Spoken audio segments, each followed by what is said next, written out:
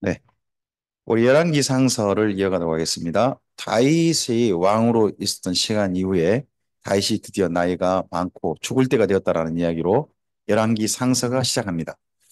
다윗이 한 가지 조금 마지막에 아쉬웠던 것 중에 하나가요. 조금 더 일찍 권력 이양을 했더라면 어땠을까 하는 생각을 해봅니다. 너무 늦게까지 왕위를 계속 가지고 있다 보니까 그게 결국 권력 다툼이 되고 맙니다. 그래서 이제 이런 표현이 사실은 다이 때문에 나올 수도 있다고 생각합니다. 저는 노욕이라는 말이. 조금 좀 더 일찍 솔로몬에게 왕위를 물려주고 차라리 지켜내 계셨다면 모르겠어요. 물론 그게 도리어 또 연세가 있어가지고 왕위를 물려주지 않으려고 했던 것, 왕위를 안 물려줬던 것이 좋은 점일 수도 있을지도 몰라요. 그러다 보니까 요압이라든지 이런 사람들이 이제 발톱을 드러낸 거잖아요. 발톱을 드러내서 그런 부분이 혹시 좋은 점일 수 있습니다만은 국가 분란을 어쨌든지 가져왔다는 점에서는 전 좋은 점은 아니라고 생각합니다. 네. 그런 쪽의 일들을 만들어서 어, 여호야다 아도니아하고 그의 아들 솔로몬 사이에 권력 다툼이 생기게 만들어 버렸습니다. 이게 다이당의 첫 번째 이야기죠. 그런 이야기로 출발하는 게 열왕기 상서입니다. 열왕기 상서는 세 명의 왕을 기억하고 읽으시는 겁니다. 첫 번째가 솔로몬이고요. 두 번째는 분열 왕국 시대는 여로보암을 기억하시는 거고요. 세 번째는 아합 왕을 기억하는 겁니다. 열 왕이라는 말은 모든 왕이라는 뜻 아닙니까? 모든 왕의 이야기지만 그 가운데서 중심되는 기준되는 나름의 그 왕들이 있으니까 세 명의 왕은 꼭 기억하시고 읽으시면 좋겠습니다. 열왕기 상서에서 한 명은 솔로몬, 중간에서는 여로보암, 그리고 후반부에서는 아합. 이 세 명은 기억하시고 읽으시는 게 좋을 것 같습니다. 열왕기 상서를 읽기 위해서 제가 몇 가지 좀 정리를 좀 해보겠습니다. 첫째, 열왕기 상서를 읽으실 때 반드시 기억하실 게 첫 번째가 선지자의 글이라는 겁니다. 열왕기 상서를 역사서로 읽으실 게 아니고 선지자의 글로 읽으셔야 됩니다. 이스라엘 민족은 이걸 내비임으로 분류하고 있습니다. 선지자의 글로. 근데 우리나라가 지금 이걸 역사서라는 분류로 해버린 바람에 열왕기 상하서를 선지자의 글이라고 생각하고 읽으신 분이 아무도 없어요. 이건 조금 좀 생각해 볼 만한 부분이죠. 선지자의 글로 읽으시는 거고, 그다음에 말씀드렸던 것처럼 열왕 중에 모든 왕 중에 세 명의 왕을 기억하시는 거죠. 솔로몬과 여로보암과 아하 세 명을 기억하시는 거고, 그리고 열왕기 상하서의 특징이요. 역대 상하서가 딱 보이는데 역대 상하는 철저히 남유다 중심이에요. 역대 상하서는. 근데 열왕기 상하서는요. 남유다하고 북이스라엘을 함께 이야기해 주거든요. 함께 이야기해 주는데 먼저 이야기하는 게 북이스라엘을 먼저 이야기합니다. 남한국을 먼저 얘기하잖아요. 우리는 보통 그 역사서를 읽을 때 누구 중심으로 보냐 그러면 예수님 중심으로 보잖아요. 그럼 예수님 중심이면 그 이전에 가면 이때 가면 어느 왕조죠? 다윗 왕조 아닙니까? 그러면 열왕기 상하서도 선지자의 시각이니까 예수님이 장차 메시아 그쪽이라면 어느 왕조 중심으로 이야기할 것 같다. 다윗 왕조. 그럼 다윗 왕조면 어느 나라? 남유다. 이렇게 될 것 같잖아요. 근데 아니라는 거예요. 북이스라엘 자세히 이야기하고 남유다는 거기에 그냥 덧붙인 이야기로 써가는 경우가 많습니다. 그래서 여기 열왕기 상하서에서 북이스라엘이 존재하는 대부분 다 북이스라엘 중심으로 쓰고 있다 하는 것은 기억하시고 읽으시는 거예요. 그러니까 우리의 시각이 조금 좀 뭐라 그럴까? 우리가 읽고 싶은 시각으로 왜곡될 수 있다는 거예요. 본래 글 쓴 시각과 달리 그 부분이고, 그리고 열왕기 상하서에서 등장하는 선지자는 엘리야, 엘리사. 그리고 후반부 가면 한 분이 더 나오죠. 요나라는 분이 예, 등장합니다. 그리고 평가 기준이 있습니다. 열왕기 상하서에서 누가 누구십니까? 다윗과 여로보암이죠. 그래서 이걸 다윗의 길, 여로보암의 길 그럽니다. 하나님께서 정말 기뻐하신 길은 다윗의 길인 거고 정반대로 하나님께서 정말 싫어하신 길, 가지 않았으면 하는 길이 여로보암의 길이죠. 이걸 비교해서 읽으시면 됩니다. 그리고 열왕기 상하서는 어디에 끝납니까? 파서 맨 끝에 언제 끝나요? 열왕기 상하서 원래 한 권입니다. 한 권이에요. 따로 떨어져 있습니다. 이 열왕기 상하서의 맨 끝은 뭘로 끝나죠? 이스라엘 민족이 바벨론 포로로 잡혀갔다 남유다가 그게로 끝납니다. 그리고 여호야긴의 고개를 들어줬다. 이 이야기로 끝나요. 그러면 적어도 열왕기 상하서는 맨 끝을 보면 뭐가 보이냐 그러면 바벨론 포로로 잡혀간 사람이 있었다는 게 보입니다. 맨 끝의 내용으로 보면. 왜요? 거기까지가 바벨론 포로로 잡혀간 상황이잖아요. 그리고 또 여호야 긴의 복권까지도 알고 있는 사람이 쓴 거예요. 이 정도. 근데 한 가지 또 재밌는 게 있어요. 여호야긴의 복권, 요고니아, 예, 복권이 쓰여지고 있는 한 권이 또 하나 있는데 그게 에레미야예요. 에레미야 맨 끝이 그래요. 그러다 보니까 열왕기 상하서 저자와 관련해서 상당하게 사람들이 생각하는 사람이 바룩입니다. 바룩을 많이 생각해 보고 있는 거죠. 그 다음에 일곱 번째, 여기 열왕기 상하서는요, 왕의 공과를 있는 그대로 드러냅니다. 공과. 근데 역대 상하서는요, 남유다 왕 중에서요, 되도록이면 잘한 부분을 많이 드러내려고 합니다. 잘한 부분. 뿐만 아니라 특별히 성전 중심에서 뭔가 잘한 일 있잖아요. 그건 발굴해냅니다. 그래가지고 써주려고 합니다. 그리고 중요한 게 뭐냐 그러면 우리는 보통 성경을 읽을 때 영웅 중심으로 읽으려고 합니다. 사사기 그러면 누구를 생각해요? 사사기에서 떠오르는 사람이 누구예요? 우리는 사사가 떠오르죠. 열왕기 상하서 그러면 누가 떠오르세요? 왕들이 떠올라요. 그죠? 우린 그렇게 읽어버려요. 근데 하나님은 왕들을 보실까요? 이 왕들을 통해서 백성들이 어떻게 살았는지를 보고 계실까요? 그렇죠? 이스라엘 민족 전체를 보고 계신단 말이에요. 왕 한 사람 보고 계신 게 아니에요. 물론 왕이 나라를 지도해 가고 있죠. 뭐 삼성의 예전에 이건희 회장이 했던 말은 뭐 일부 맞는 일리 있는 말이죠. 뭐 천재 3%가 전체를 뭐 만 명을 먹여 살린다 이런 말은 실질적이죠. 그 말은 실질적이긴 해요. 그러나 성경은 사사를 통해서 백성들이 어떻게 살았는가 보고, 그러니까 사사를 본 게 아니라 이 사사 때문에 백성들이 어떻게 달라졌는가, 살고 있는가를 보고 계시거든요.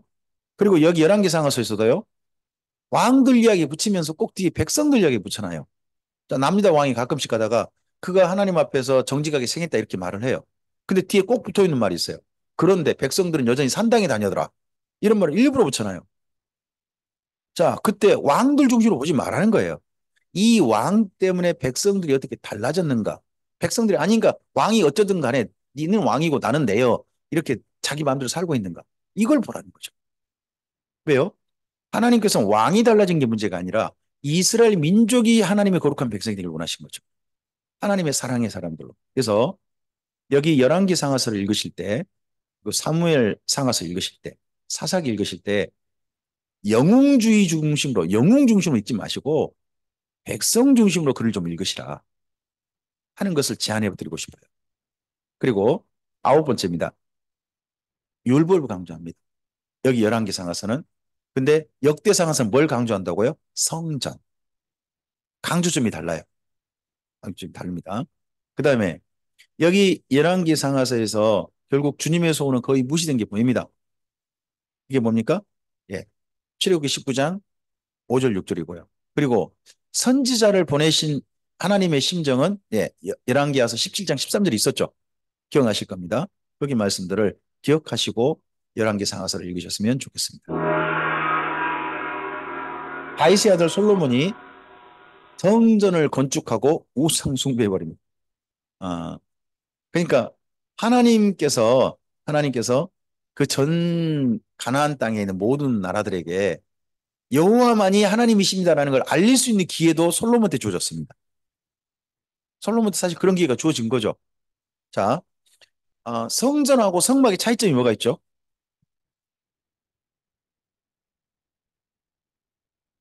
생각난 대로 한번 이야기 한번 해보세요. 첫째, 하나는 성막은 천막이 불과하고 성전은 정식 건물이죠. 그리고 두 번째는요. 건축 비용이 어마어마하게 차이가 나죠. 그다음에 건축 기간은요. 엄청난 차이 나요. 건축 기간은 성전은 7년. 그잖아요. 성막은 사실 순식간에 지었거든요. 1년 안에 지었거든요. 1년 안에 지어버렸거든요. 그래서 성막 별로 걸리지 않습니다. 아, 그리고 또 다른 특징이 뭔가요?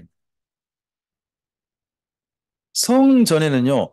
성막에 없던 기물이 성물들이 들어가요. 그게 뭐냐 그러면 바다라는 게 들어갑니다. 높바다라는 게 이전 성막에서는 없었어요. 성막에는 물두멍만 있었어요.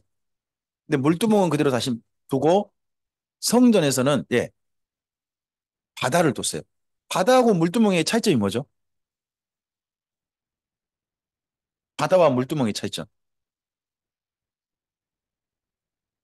기능의 차이점이 있는데 그 기능이 어떤 기능의 차이점이 있냐? 용도.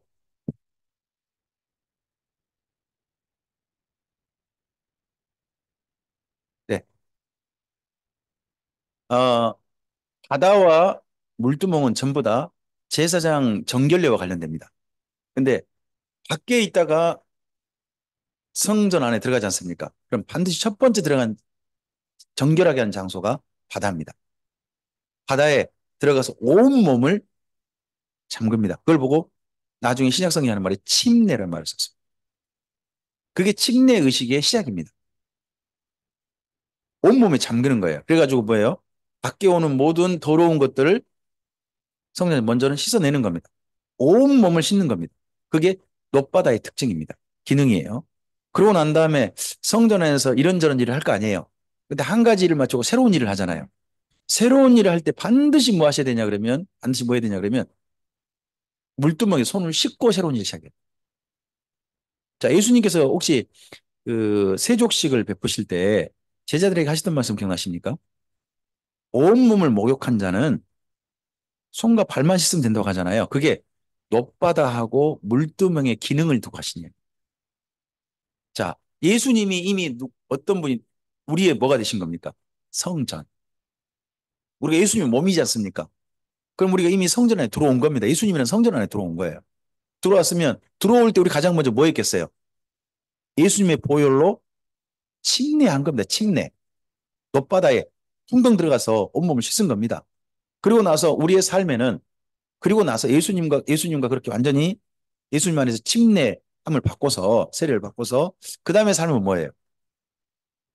손발만 씻으면 되는 겁니다. 예수님 안에 있는 한은 예수님 밖에 나갔다 들어오면 다시 침례를 해야 될지 모르지만 예수님 안에 있는 한은 손발만 씻으면 되는 겁니다. 그게 세족속임인데 그게 여기 성전 안에 새로운 제도입니다. 그리고 또 하나 바닥에 돌을 깐 게요. 바닥에 돌을 깐 게 이전 성막에는 없었습니다. 근데 성전은 완전히 바닥을 돌로 깔았어요. 바닥을 돌로 깔았고요. 그리고 성막에는요, 뜰을 두 개 만들었어요. 뜰 두 개. 안에 있는 뜰은 뭐죠? 안에 있는 뜰은 번제단의 뜰이라고 부릅니다. 번제단이 있는 뜰. 거기를 뭐라고 합니까? 다른 말로 제사장의 뜰. 그렇게 부르기도 합니다. 그렇게 부르기도 해요. 그리고 또는 이스라엘의 뜰이라고 하기도 하죠. 그리고 그 번제단인 뜰하고 막이 하나 있는 거죠. 문이 하나 있고 그 문하고 또 하나 마당이 있어요. 그 마당을 뭐라고 불렀어요? 성막에서는 여인의 뜰이라고 불렀습니다. 그래서 여인의 뜰에서 번제단인 뜰로 들어가는데 그 중간에 막이 있잖아요. 막이 있어가지고 그 문을 열고 들어가는데 그 문을 뭐라고 부르죠? 이게 나중에 성전에도 있게 돼요. 성전에서 여인의 뜰이 있고요. 번제단인 뜰 사이에 담이 있는 거죠. 예? 가림막이 있어요. 그리고 거기 문을 하나 열고 들어가요. 거기 번제단인 뜰로 들어갈 때 그 문을 뭐라고 불러요? 그 문을 시편에 나와요. 의의 문이라고 불러요. 의의 문. 의의 문을 열고 하나님 앞에 나갑니다. 그런 표현이 있단 말이에요. 그게 바로 그 성막에서 여인의 뜰과 번제단, 번제단의 뜰 사이에 통과하는 문이에요.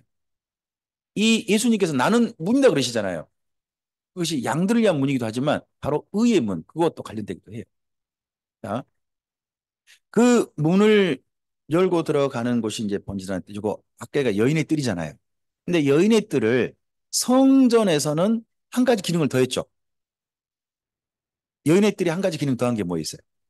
그게 이방인의 뜰이라고 불리는 거예요. 이전은 성전에서는요, 성막에서는 이스라엘 민족만 하나님을 만날 수 있었어요. 여인도 이스라엘 민족이어야 되고 남자들도 이스라엘 민족에만 들어갈 수 있었어요. 근데 성전을 솔로몬이 만들었잖아요. 만들 때 이 성전 참배, 성전 참배에 누구도 올 수 있다는 거예요. 이방인도. 어디까지만. 대신 이방인들은 제사 드린 데는 못 들어가요.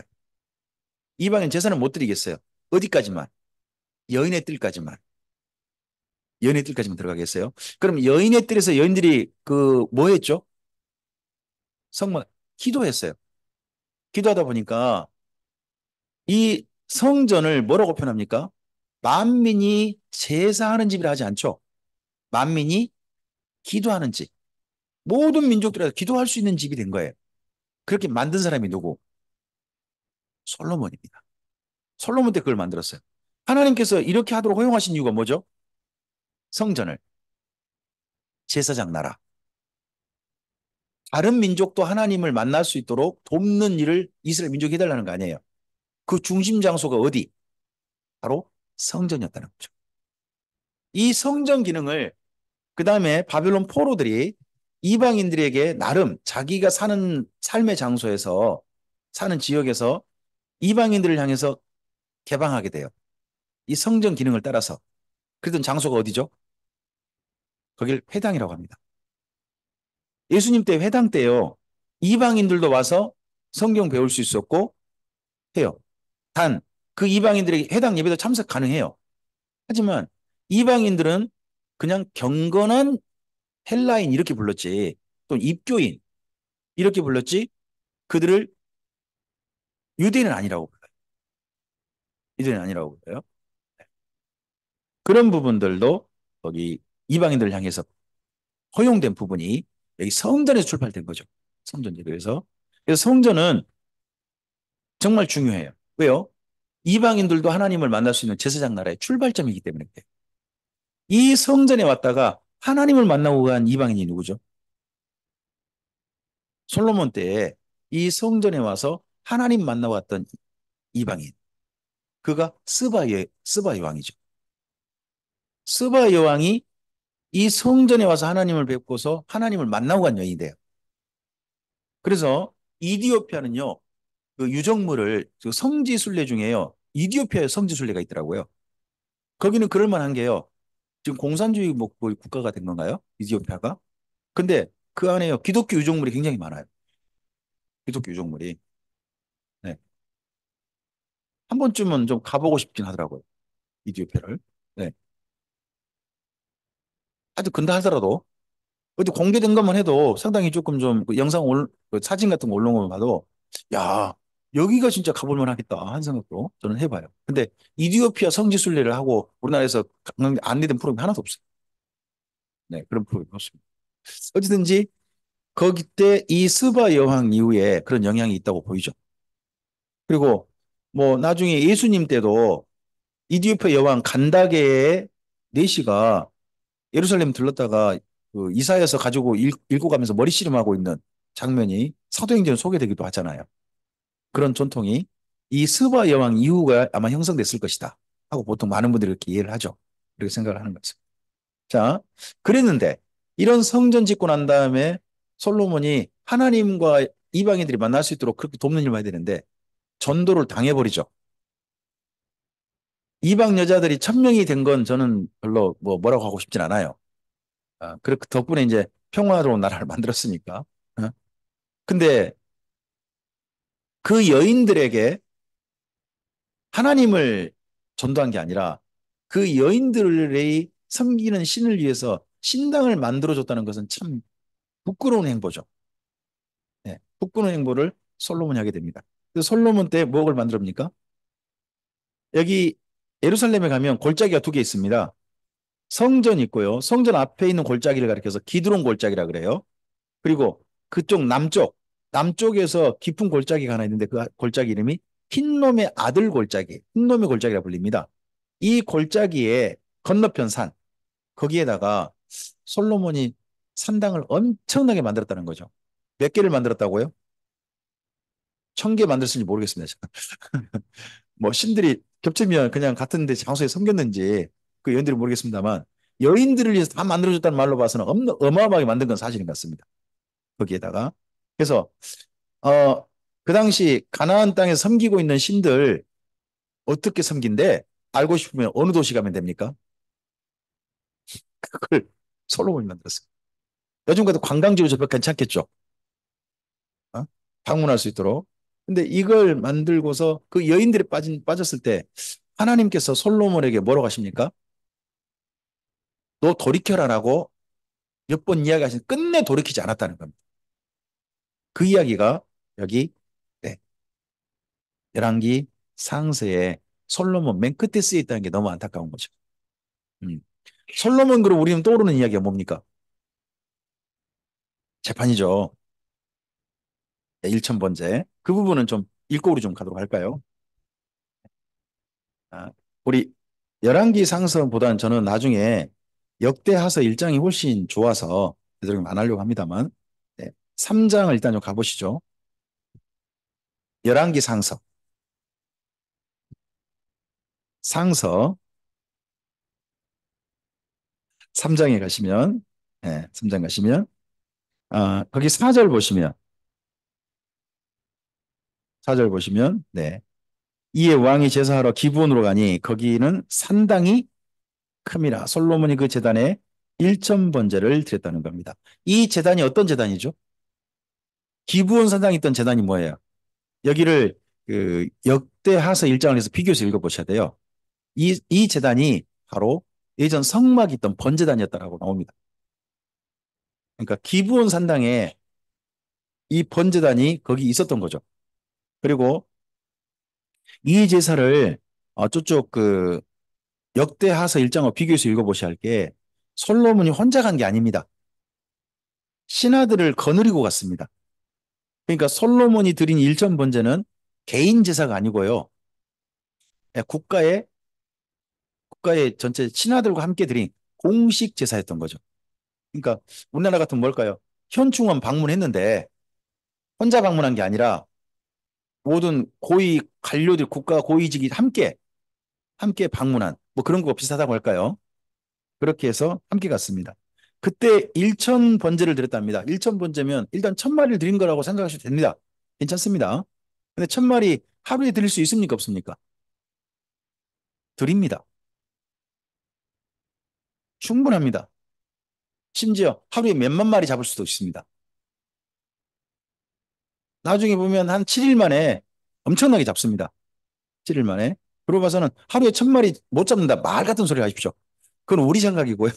그땐 다 잡습니다. 다 잡고. 그런 겁니다. 하여튼 그렇게 하루에 바치고 왜 또 하루에 바쳤다고 볼 수 있느냐? 여기 5절에는 그냥 기본에서 밤에라고 하지 않습니까? 밤에라고 하는 바람에 이게 어느 때 시간인지가 좀 이야기가 안 나와요. 근데 역대 하서 일장을 보면 그날 밤이라고 돼 있습니다. 네, 그날 밤이라고 돼 있어요. 그러면 번제를 바치고 난 그날 밤이 되는 거 아닙니까? 그럼 번제 얼마 만에 됐다는 겁니까? 하루 만에 됐다는 겁니다. 1,000번 나눠서 드린 게 아니라 하루에 다 드려버린 겁니다. 다 드리고 그 공동제사로 드렸습니다. 근데 그런데 이걸 갖다가 조금 좀 내용을 어, 엉터리로 읽어서 일천제사를 며칠에 걸쳐서 했다. 일천 번제니까 일천일을 나눠서 했다. 일천번 나눠서 읽었다. 또 일천의 번제인데 태울 번제라고 한 게 아니라 일천번의 제사라고 읽어버린 바람에 또 그것도 또 많은 분들에게 헷갈리게 만들었죠. 예, 저도 일천번제 헌금했습니다. 제가 했던 과거가 다 여기에 있기 때문에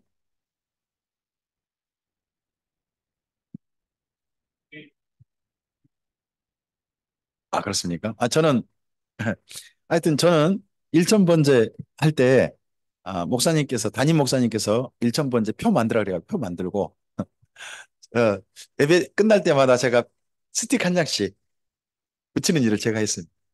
저도 그때 270 몇 번인가가 붙었던 걸로 기억합니다. 맞죠? 조금 더 갔으면 1,000번 채울 뻔했는데 1,000마리 양을 잡을 뻔했습니다. 근데 그건 다 채우지 못했고 그러고 난 다음에 담임 목사로 바로 우리 교회로 와버린 바람에 우리 교회로 바람에 제가 멈췄어요. 또 우리 교회 와서는 제가 1,000번지를 못했어요. 제가 왜 못했을까요? 아니요. 헌금할 돈이 없었어요. 1,000원이요? 천 원이 없다니까요. 그때 하필 제가 이 교회 올 때요. 우리 교회 올 때 IMF 터졌어요. 그래가지고 IMF 터졌는데 담임 목사로 온 거예요. 담임 목사로 왔는데 성도 뭐 세 가정, 맨 처음엔 두 가정 그렇게 있었고 그러고 난 다음에 또 새로 한 가정 합류해가지고 세 가정, 그다음에 나중에 네 가정 그렇게 됐는데 그들과 함께 있을 때 교회 헌금이 정말 적었죠. 적은 데다가 거기 대출을 받았거든요. 그때 대출에 어, 임대료를 해야 되니까 임대해야 되니까 우리가 지하에 있었는데 지하 34평 거기 임대료 하고 또 3층 사택 따로 원래 예전에는 상하방 사택이었는데 그거 비용 하려다 보니까 1,200만 원인가를 대출을 받았어요. 1,200만 원 대출 받으면 이자가 얼마인지 아세요? IMF 때 1,200만 원 이자가 40만 원이었어요. 그게 IMF였어요. 그러니까 헌금 네? 월, 월, 월 40만 원씩 냈습니다. 네. 그래서 조금 나중에 비용 줄여가지고 월 30을 냈습니다.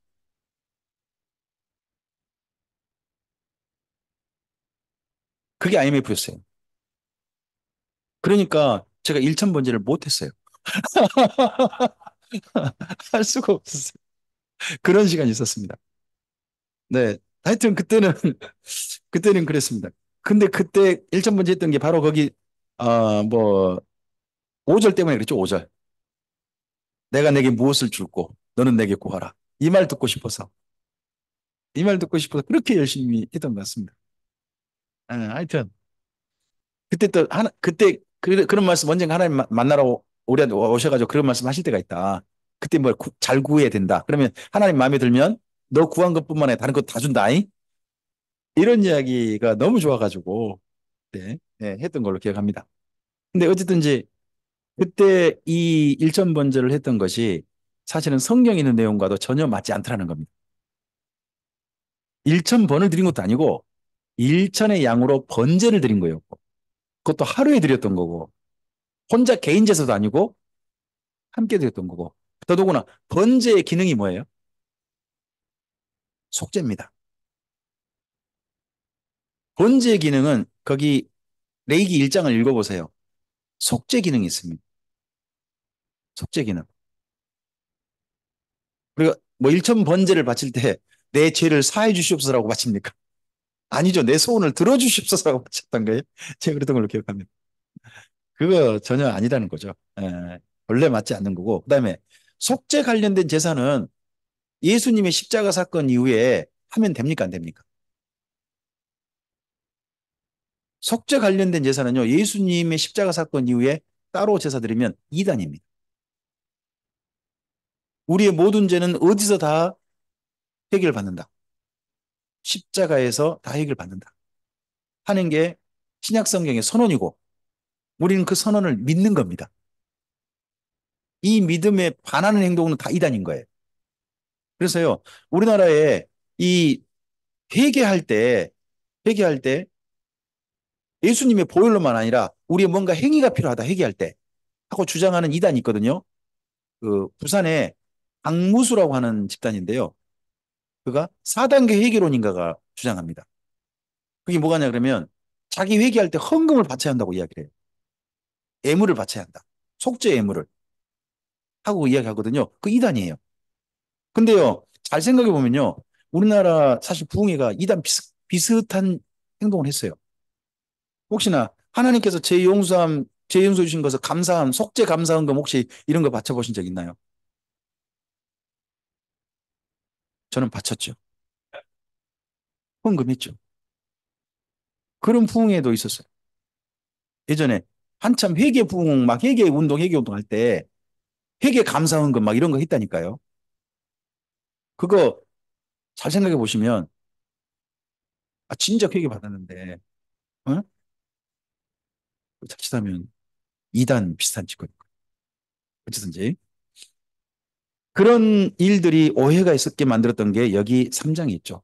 근데요, 솔로몬이 구했던 게 뭔가요? 레브샤마. 듣는 마음이죠. 듣는 마음으로 따라서 그거에게 주어졌던 게 뭡니까? 그게 재판이죠. 그리고 3장 10절 보시면 3장 10절 보시면 하나님께서 마음에 드셨던 게 그의 일천번제라 그런 얘기 없습니다. 3장 10절 보시면 하나님께서 마음에 드셨던 것은 솔로몬이 구한 기도가 마음에 드셨다는 겁니다.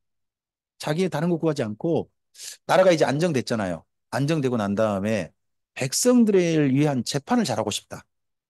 엉터리 재판하지 않고 800원 겨우 가져갔는데 그 사람 잘라불고 1억 5천 가져갔는데 그 사람은 살려주고 하는 그런 재판 안 하고 예? 좀 올바른 재판 하고 싶다. 마음을 살리는. 근데 그거에 대한 그런 기도가 하나님 마음에 정말 들었다는 거죠. 정말 들었다. 하는 게 여기 3장에 있는 내용입니다. 이런 솔로몬이었어요.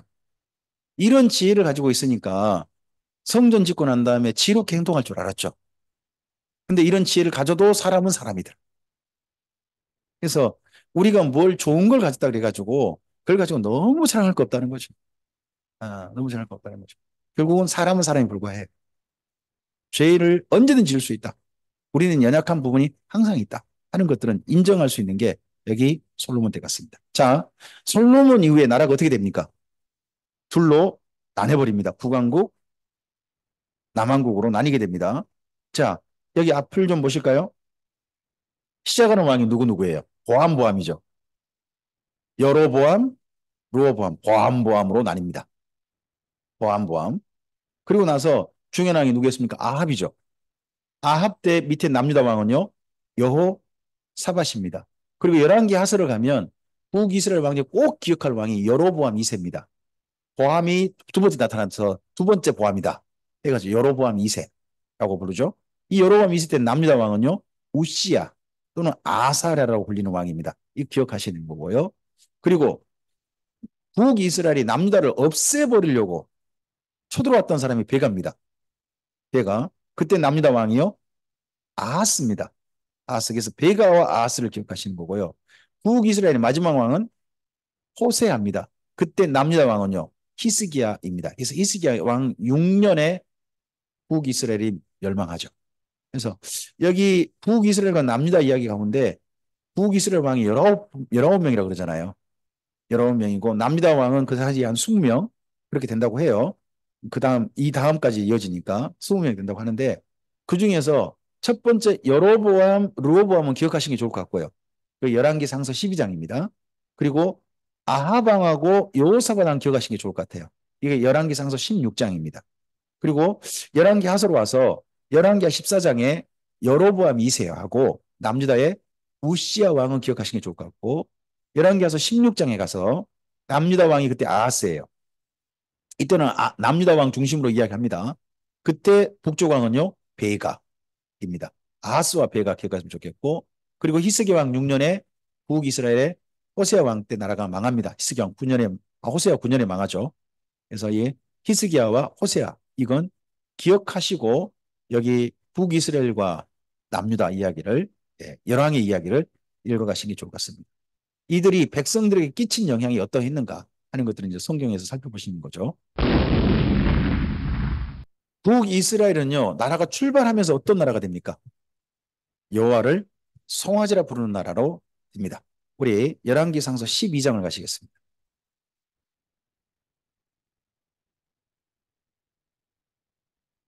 열왕기상서 12장 25절부터 보시기 바랍니다.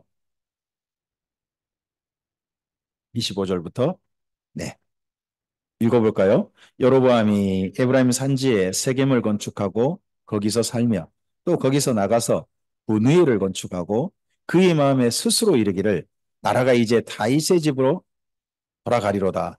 만일 이 백성이 예루살렘에 있는 여호와의 성전에 제사를 드리고자 하여 올라가면 이 백성의 마음이 유다 왕 된 그들의 주 르호밤에게로 돌아가서 나를 죽이고 유다의 왕 르호밤에게로 돌아가리로다 하고 이에 계획하고 두 금송아지를 만들고 무리에게 말하기를 너희가 다시는 예루살렘에 올라갈 것이 없도다. 이스라엘아 이는 너희를 애굽 땅에서 인도하여 올린 너희의 신들이라 하고 하나는 베델에 두고 하나는 단에 두었다는 겁니다. 그래서 그 다음 읽어보면, 그 다음에 이제 여기 33절까지 소위 이거 부분을 이렇게 말하는 사람도 있습니다. 여로보암의 종교개혁이랍니다. 개혁? 개혁을 이런 데 갖다 붙여도 되는지 모르겠습니다만은 하여튼 그렇게 표현하는 사람도 있습니다. 하여튼 예루살렘 종교제도를 예루살렘 중심 고차가 된 종교제도를 새로운 제도로 만들었다. 레이지파만 제사장이 될 수 있었던 그걸 갖다가 백성들로 제사장되게 만들었다. 그리고 본래 있던 날을 바꿔서 또 다른 날로 만들었다. 이걸 종교개혁이라고 말하는 사람도 제가 만난 적이 있습니다. 어쨌든지 개혁이든 아니든 간에 개혁이든 개악이든 하여튼 그런 일을 한 겁니다. 이 사람이. 이런 일을 해가지고 있는데 저는 이걸 이렇게 생각합니다. 최초의 이단이다.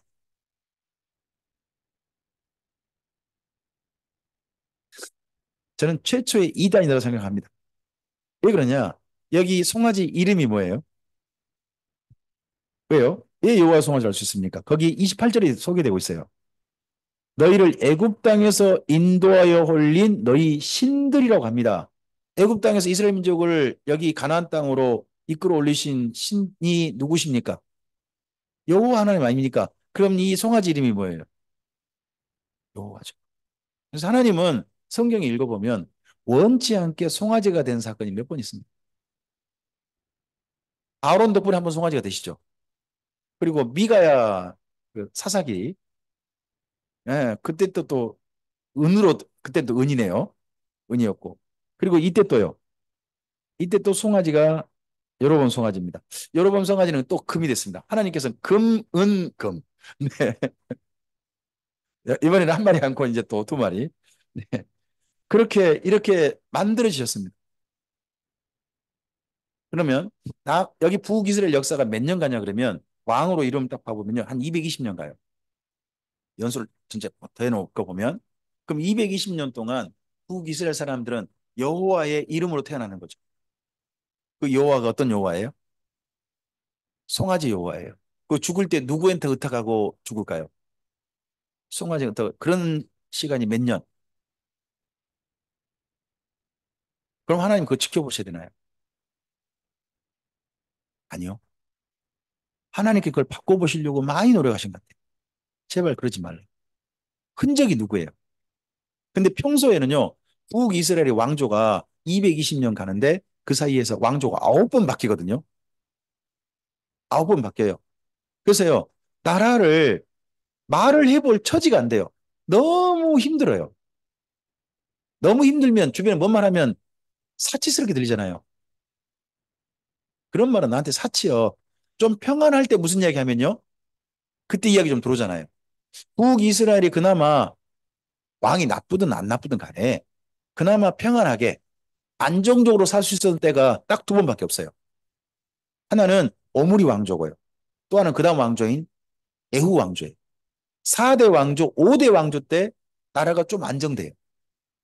나머지는 순식간에 왕 한 2대 가고 난 다음에 또 왕조가 바뀌고 일대 한 달 전화 하다가 또 왕조가 바뀌고 7일 전화 하다가 그냥 불타 죽은 사람도 있죠. 시물이라고. 네. 이런 식으로 왕조가 바뀌다 보니까 북이스라엘의 그 호세가 표현을 이렇게 하잖아요. 피가 피를 잇는다. 북이스라엘 역사가 그래요. 백성들이 평안하게 살지를 못했어요. 평안하게 살지 못했으니까 평소 하나님 이야기를 못 해보신 거예요. 이야기를 못 해보시다가 그래도 좀 평안하게 살만할 때 선지자를 보내셨는데 그때 보내받은 선지자 오므리 왕조 때 제일 평안할 때가 어쨌든지 간에 아합 왕 때였단 말이에요. 그때 보내받은 분이 누구예요? 엘리야. 그리고 그 다음 이어받은 분이 엘리사.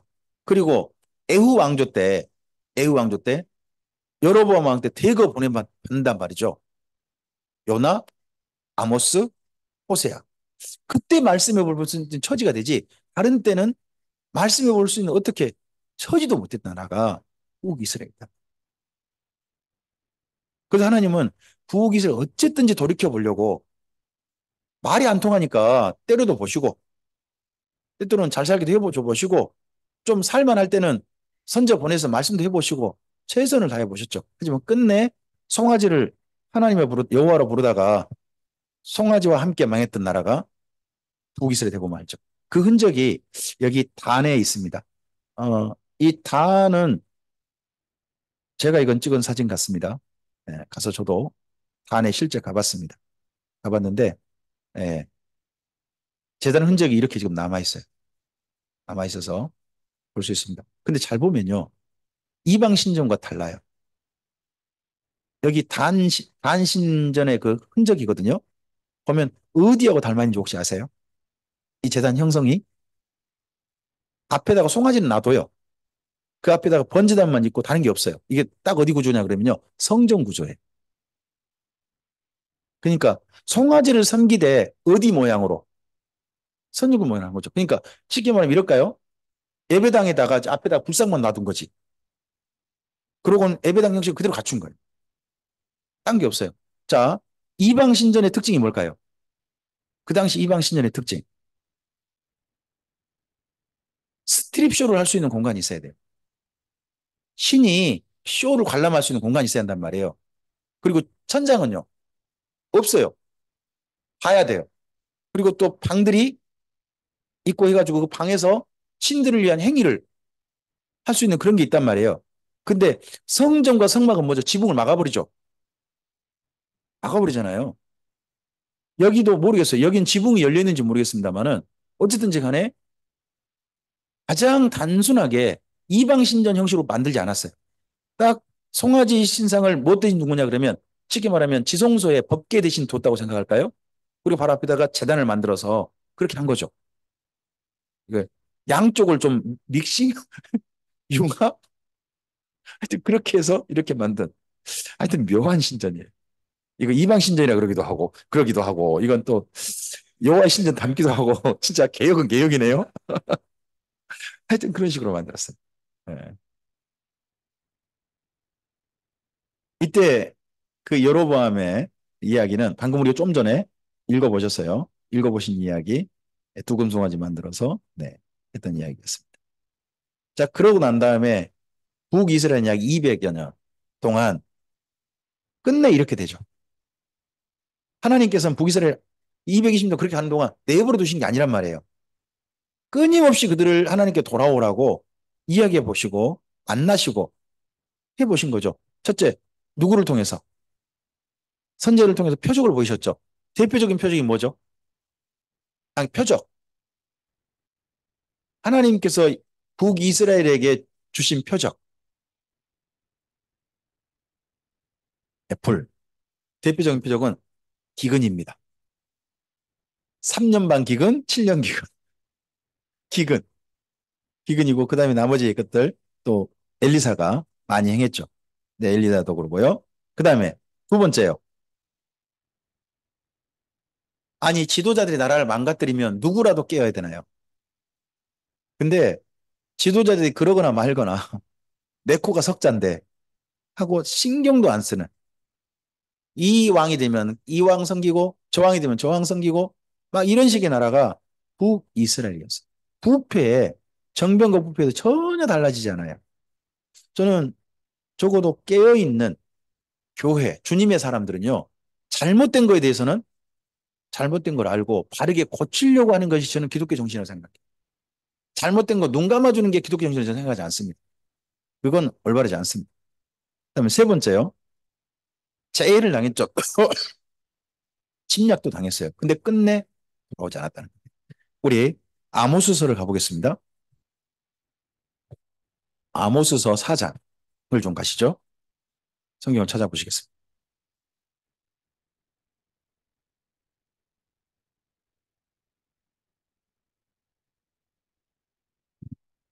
4장 우리 6절부터 네, 좀 읽어가겠습니다. 읽어볼까요?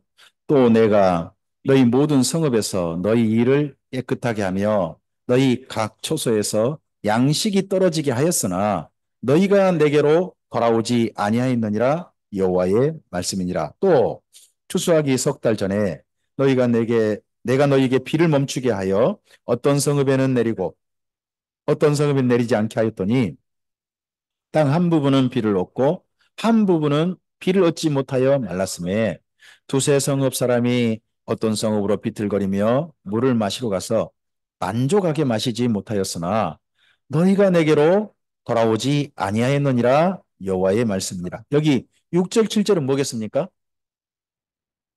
엘리야 때 3년 반 기근 그리고 엘리사 때 7년 기근. 예, 그 이야기 아닙니까? 기근이 왜 왔는가 하는 이야기를 이렇게 쓰고 있는 겁니다. 아모스를 통하여. 그 다음 또 9절을 우리 읽어보죠. 내가 곡식을 마르게 하는 재앙과 깐부기 재앙으로 너희를 쳤으며 팥중이로 너희의 많은 동산과 포도원과 무화과 나무와 감람나무를 다 먹게 하였으나 너희가 내게로 돌아오지 아니하였느니라 여호와의 말씀이니라. 네, 여기 9절 말씀이 우리 떠오르는 성경이 요엘입니다. 요엘에서 북이스라엘 남유다나 그 메뚜기 재앙으로 말미암아 심각한 피해를 입었던 것 같습니다. 여기에 팥종이라고 돼 있죠. 팥종이가 메뚜기입니다. 메뚜기. 근데 이제 팥종이 이러니까 저는 메뚜기하고 다른 종류인가 싶었는데 언어를 찾아보니까 그냥 메뚜기더라고요. 네. 그다음에 10절부터 11절 읽어볼까요? 내가 너희 중에 전염병 보내기를 애굽에서 한 것처럼 하였으며 칼로 너희 청년들을 죽였으며 너희 말들을 노력하게 하며 너희 진영의 악취로 코를 찌르게 하였으나 너희가 내게로 돌아오지 아니하였느니라 여호와의 말씀이니라. 내가 너희 중에 성읍 무너뜨리기를 하나님인 내가 소돔과 고모라를 무너뜨림 같이 하였으므로 너희가 불붙는 가운데서 빼낸 나무 조각같이 되었으나 너희가 내게로 돌아오지 아니하였느니라 여호와의 말씀이니라. 10절과 11절은 뭔가요? 전쟁이 터진 거죠. 전쟁에 휩싸이면서요. 사람들이 죽어 널브러졌는데 시신을 치우지를 못하는 거예요. 시신을 치우지 못하니까 그 다음 어떤 일이 벌어져요? 전염병 발생하고 하는 그런 일들을 이야기해요. 여기가 북이스라엘 특별히 일 당한 게 아람의 침략입니다. 아람의 침략. 그 사건이 있게 됩니다. 이런 사건이 다 있었지만 하나님께 돌아오지 않았다 하는 내용을 선지자가 얘기하는데 이게 220년 북이스라엘 역사의 가장 중요한 모습입니다. 돌아오지 않았다는 거죠. 때때로 우리의 삶 속에 하나님께서 기회를 주시고 계시는데 돌아가지 않는다면 결국 우리가 하나님 앞에 섰을 때 우리는 할 말이 없을 것 같아요. 어떤 사람은 그런 하나님 앞에 서면 할 말이 있을 것 같다. 나한테 한 번도 하나님 보여준 적 없지 않냐. 아니요. 하나님은 사실 모든 사람들에게 하나님을 보여주신다고 저는 봅니다. 자, 율법도 없는데 하나님을 보았던 사람이 누굽니까? 아브라함 아니. 율법도 없는데 하나님을 만나고 심지어 어디에서 갈대아 우르 달신을 잔뜩 섬기는 그곳에서 여호와 하나님을 의식하고 하나님을 바라봤던 사람이 아브라함이잖아요. 그런 측면에 보면요. 우리가 하나님을 본 적 없다라고 하는 말은 하나님 앞에 서면 한 사람도 핑계댈 게 없다고 저는 생각합니다. 다만, 다만 우리 각자의 지적 능력 또 분별하는 능력 소위 말 지정이라고 하는 인격이 있지 않습니까? 인격이 일반적인 상태냐 아니면 소위 말해서 음, 장애인일 수도 있지 않습니까? 그런 사람들에게는 하나님께 다른 판단을 하실 수 있다 하는 건 저는 생각합니다. 또 너무 어려서 세상을 보지도 못하고 그렇게 죽어버린 아주 어린 생명들 있지 않습니까? 그런 생명들이 하나님께서 인생을 많이 산 이것저것 다 보고 그랬던 사람하고 똑같이 판단하실 일은 없지 않겠습니까? 그런 부분은 따로 있겠습니다만은 그러나 일반적으로 인생을 산 사람들 지적 능력을 갖추고 있고 인격을 갖추고 있는 사람들에게 하나님께서 서면 핑계하지 못하게 재판하실 거라고 저는 생각합니다. 네. 자, 이스라엘 민족에게 이렇게 하셨다는 겁니다. 이게 참 안타까운 북이스라엘 역사인 거죠. 자, 특별히 우리가 열왕기하서 이제 열왕기 상서 16장을 가야 될 것 같습니다. 북이스라엘이 그렇게 나라가 어지럽다가 드디어 오므리 왕조 때 나라가 안정됩니다. 4대를 가죠. 어, 북이스라엘 역사가 상당히 우리에게 좀 뭐라 그럴까 애우기 쉽게 해놨어요. 애우기 쉽게. 4대 왕조는 몇 대가 왕이 몇 대가요? 4대. 5대 왕조는 몇 대가 왕이가요? 5대. 아, 외우기 쉽게 해놨어요. 4대는 4대, 5대는 5대. 딱 그렇게 해놔가지고. 그런데 4대에 제일 잘 나갈 때가 어느 왕? 아하방. 그리고 5대가 제일 잘 나갈 때 왕이 여로보암. 네, 그렇습니다. 그때 아하방 이야기가 여기 16장에 있습니다. 이때 나라를 드디어 어디로 바꿨습니까? 나라의 수도를 사마리아로 바꾸고 이 사마리아는 나라가 망할 때까지 바뀌지 않습니다. 자, 그럴 때 잠깐만요. 저 열왕기下서 있네요. 선생님. 열왕기상서 네. 우리 29절을 보겠습니다. 16장 29절. 29절부터 29절부터 34절까지 읽어보겠습니다. 유다의 아사왕 제 38년에 오므리의 아들 아합이 이스라엘의 왕이 되니라. 오므리의 아들 아합이 사마리아에서 22년 동안 이스라엘을 다스리니라. 오므리의 아들 아합이 그의 이전의 모든 사람보다 여호와 보시기에 악을 더욱 행하여 느밧의 아들 여로보암의 죄를 따라 행하는 것을 오히려 가볍게 여기며 시돈 사람의 왕 에빨의 딸 이세벨을 아내로 삼고 가서 바알을 섬겨 예배하고 사마리아에 건축한 바알의 신전 안에 바알을 위하여 제단을 쌓으며 또 아세라상을 만들었으니 그는 그 이전에 이스라엘 모든 왕보다 심히 이스라엘 하나님 여호와를 노하시게 하였더라. 그때에 베델 사람 히엘이 여리고를 건축하였는데 그가 그 터를 쌓을 때에 맏아들 아비람을 잃었고 그 성문을 세울 때에 막내 아들 수굽을 잃었으니 여호와께서 눈의 아들 여호수아를 통하여 하신 말씀과 같이 되었더라 합니다. 자, 여기 말씀에서 아합이 왕이 됐을 때 아합이 한 행동을 이렇게 말하죠. 앞서서 여로보암의 죄를 따라가는 것을 오히려 가볍게 여겼다. 여로보암의 길이 뭔가요? 죄가 뭔가요? 송아지를 여호와라 부르는 거죠. 근데 이 아합 왕 때는요. 여호와를 송아지라 부르지 않아요. 진짜 송아지가 있다는 거죠. 진짜 송아지 이름이 뭐라고요? 바알이다. 그래서 바알이 송아지다 하고 선포한 사람이 여기 아합이라는 겁니다. 그러다 보니까 이 사람은 자기 나라 수도인 사마리아에다가 바알 신전을 크게 세운 겁니다. 바알이 진짜 송아지다. 그래서요. 아합 왕 때 사람들은 북이스라엘 사람들 헷갈려요. 송아지 어느 송아지가 진짜 송아지? 단과 베델의 송아지가 진짜냐? 사마리아에 있는 송아지가 진짜냐? 근데 국가에서는 뭐를 자꾸 주장을 해요? 사마리아 송아지가 진짜 송아지요. 바알이 우리 송아지요. 라고 그렇게 외치고 있는 거죠. 나라가 그렇게 갑니다. 이게 누구 영향이라는 거예요? 거기 보면 에빨의 딸 이세벨의 영향이었다는 거예요. 그리고 이 다음에 계속 읽어보면요. 그런 세상 속에서 여호와 하나님이 하나님이시지 하는 선지자들을요. 여호와 하나님의 선지자들을 수없이 죽인 사람이 이세벨이었다는 내용이 나옵니다. 그래서 이 다음에 나온 선지자가 엘리야 아닙니까?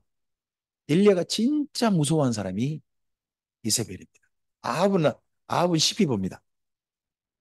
아합은 별거 아닙니다. 근데 이세벨 말 한마디에 벌벌 떱니다. 무서운 사람은 여자인 것 같습니다.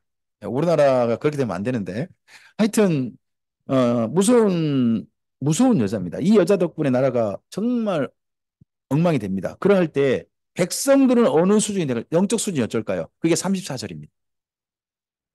34절 말씀이 이게 일부러 붙어 있어요. 아하방 때 이야기로. 왜 그러냐? 이게 여호수아서 6장 16절이던가요? 26절인가요? 거기 말씀하고 비교해서 읽어보셔야 돼요. 이 여리고라는 이 성이요. 이스라엘 민족이 맨 처음에 가나안 땅 들어갈 때부터 해파돼 가지고 폐렴되었죠. 완전히 불타서 없어졌어요. 그러나 다시 성을 쌓는 일이 성을 쌓는 일은 없었단 말이에요. 사람이 살긴 살았겠죠. 하지만 성을 쌓는 일은 없다가 이때 지금 이 아합 왕 때 여리고의 성을 쌓았어요. 또 생각해 보시면 여리고 성을 왜 쌓았을까요? 아합 왕이. 거기가요. 예루살렘 코밑이에요. 바로 밑이에요. 북이스라엘이요. 북이스라엘 일부러 거기다가 성을 쌓아가지고 예루살렘하고 경계하게 만든 거죠. 정치적 목적도 좀 있었다고 생각을 해요. 그렇게 거기를 만드는데 그걸 책임진 사람, 건축 책임자가 베델 사람 히엘이었던 거죠. 이 히엘이라는 사람이 거기 책임자에서 일을 했는데 시작할 때 맏아들이 죽었고 성 공사를 마무리할 때 막내 아들이 죽었다는 거예요. 근데 이걸 히엘은 자기 아들이 우연히 죽었다고 생각할까요? 하나님 말씀대로 죽었다고 생각했을까요? 둘 다 나쁜 거예요. 우연히 죽었다고 생각하면 하나님 말씀 모르는 거고요.